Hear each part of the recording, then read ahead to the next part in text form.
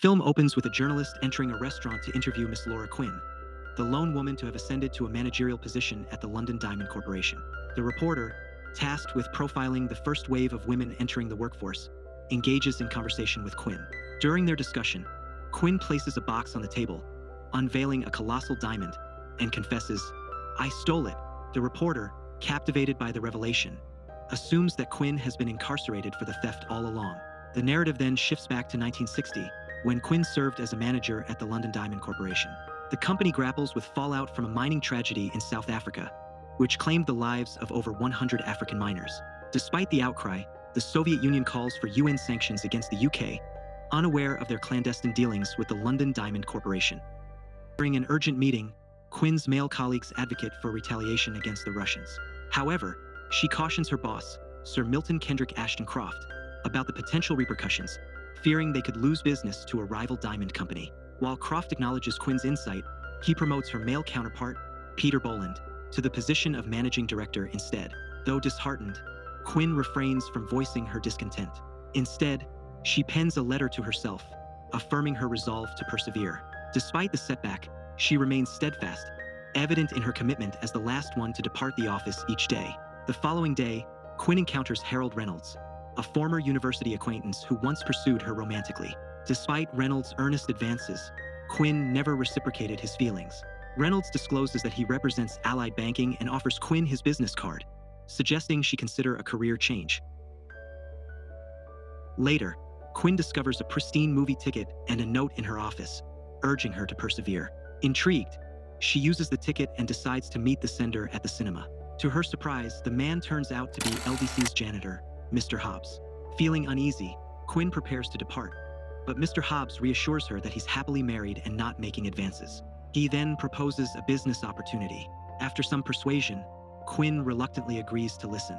Mr. Hobbs acknowledges Quinn's frustration with LDC, noting her 6 failed promotion attempts in 3 years. Embarrassed, Quinn contemplates leaving, but Mr. Hobbs drops a bombshell. She's on the verge of being fired.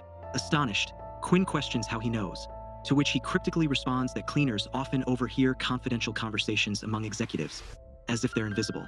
Concerned about her future, Quinn decides to meet Reynolds the following day.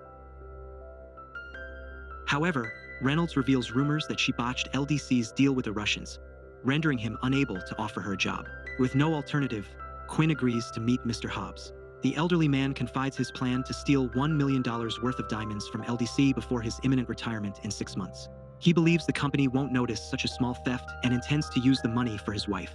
Quinn, having conducted a background check, exposes his deceit. Mr. Hobbs' wife has long been deceased. She also discloses that Mr. Hobbs had initially pursued a career in plumbing but had to resort to the cleaning job at the LDC when his wife fell ill. Upon hearing this, Hobbs apologizes for his deceit and praises Quinn for her astuteness before outlining his intricate plan to pilfer the diamonds from the company. The elaborate scheme entails acquiring the passcodes to the company vault from Ashcroft's residence during a dinner gathering. Before concluding the discussion, he designates Quinn as the individual responsible for extracting the passcodes from Ashton-Croft. Though bewildered, Quinn acquiesces, driven by her desire to amass wealth by any means necessary. At the soiree, Quinn engages Vladimir Dmitriev, the head of the Soviet Diamond Authority, before discreetly slipping into Ashton-Croft's quarters. She scours the room beneath the central table, following Mr. Hobbs' instructions, but fails to uncover the codes. To exacerbate matters, Ashton-Croft returns, prompting Quinn to conceal herself. Seizing the opportunity, she commits Croft's safe code to memory as he retrieves documents. Once Croft departs, Quinn accesses his safe and procures the combination codes to the LDC's vault inscribed on a piece of paper. Eagerly, she delivers the passcodes to Mr. Hobbs, only to discover the following day that LDC has installed security cameras throughout the premises. The company has deployed 8 distinct cameras, including one focused on the vault corridor. These cameras feed into the guard station, where a sentinel remains vigilant around the clock, 7 days a week. Rushing to inform Mr. Hobbs, Quinn implores him to abort the operation. However, the determined elder refuses to yield and coerces her into aiding him, refusing to relent despite her protests.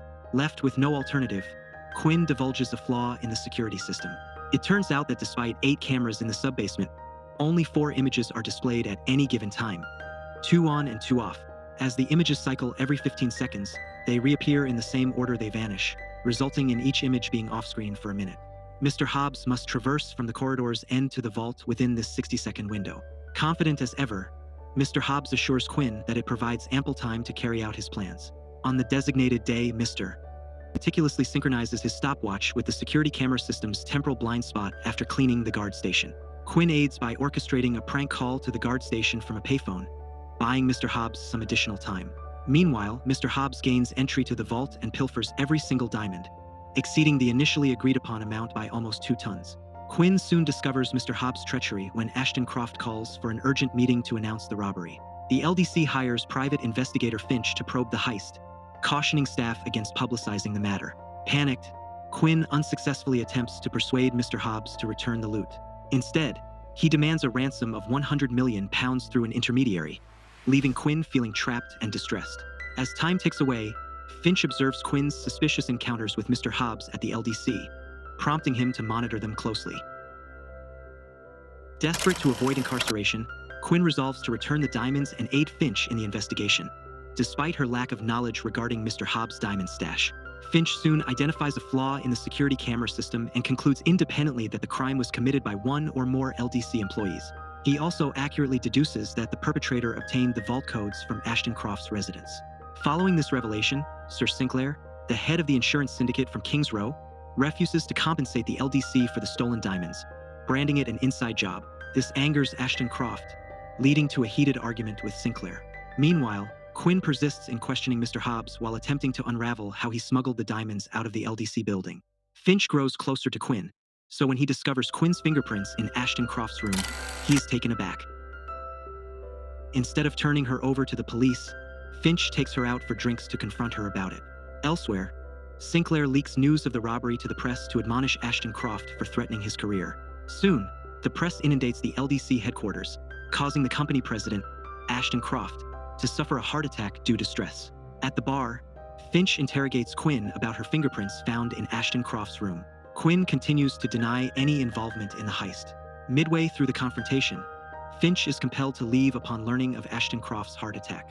After Finch's departure, a cornered and frightened Quinn rushes to the bathroom, where she breaks down in tears. In her distress, she accidentally drops her diamond earrings into the sink. Realizing in a sudden flash how the heist was executed and where the diamonds might be, Quinn immediately hurries to the LDC headquarters and descends into the sewers beneath the company building. As expected, she encounters Mr. Hobbs guarding a passage. When Quinn threatens to report him to the police, Mr. Hobbs brandishes a gun.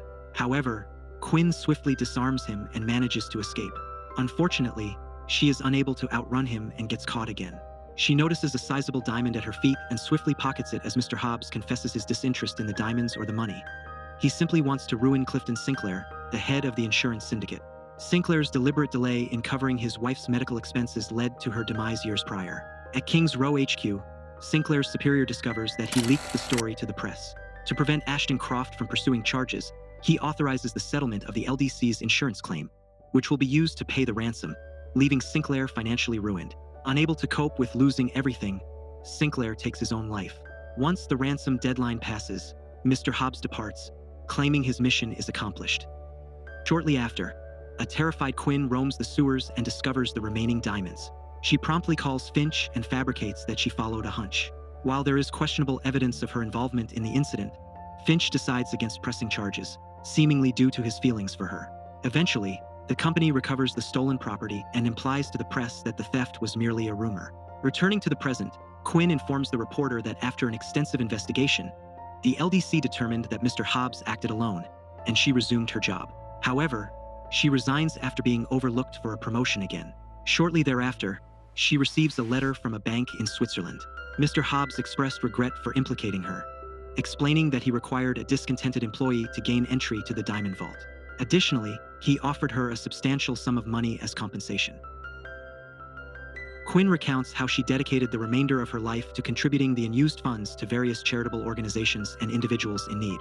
Returning to London after an extended absence, she decides to share her tale. She discloses that she has contributed everything except for the diamond, describing it as the final remnant of vanity she retains.